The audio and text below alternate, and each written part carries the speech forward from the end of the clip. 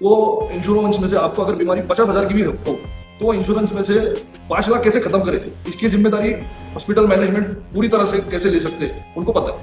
किसी पेशेंट का अगर इंश्योरेंस होगा तो उसका बिल का जानबूझकर बढ़ाते हैं क्या? तो पिछले 8, 10, 12 सालों से हम ये मरीज को मुफ्त में इलाज देने के सिलसिले में या फिर कम पैसों में इलाज देने के सिलसिले में पुणे शहर में काम कर रहे हैं। तो इस केस में जैसे हमको ज़्यादातर दिक्कतें ऐसे पेशेंट के टाइम फेस करनी पड़ी है। मान लो कोई गरीब है जिसके पास इंश्योरेंस नहीं है, जो जॉब को नहीं है, उसको तो कुछ ना कुछ योजनाओं में हम लोग एडजस्ट कर लेते हैं।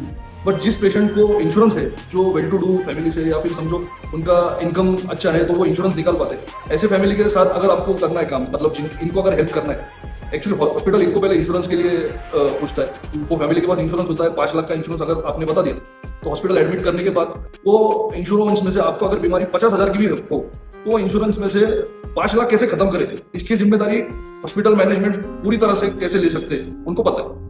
तो ज्यादातर इन्हीं पेशेंट को मदद करने में हमें दिक्कत आती है जिनके पास इंश्योरेंस है, क्योंकि गवर्नमेंट क्राइटेरिया में ये लोग बैठते नहीं है। जो गवर्नमेंट का क्राइटेरिया होता है उसमें भी इंश्योरेंस पेशेंट बैठते नहीं है, और फिर उनको पूरा 5 लाख जो है वो 50,000 की बीमारी के लिए खर्च कर देते हैं। पेशेंट को समझ में नहीं आता है कि यार हमारी बीमारी सच में इतनी बड़ी है क्या।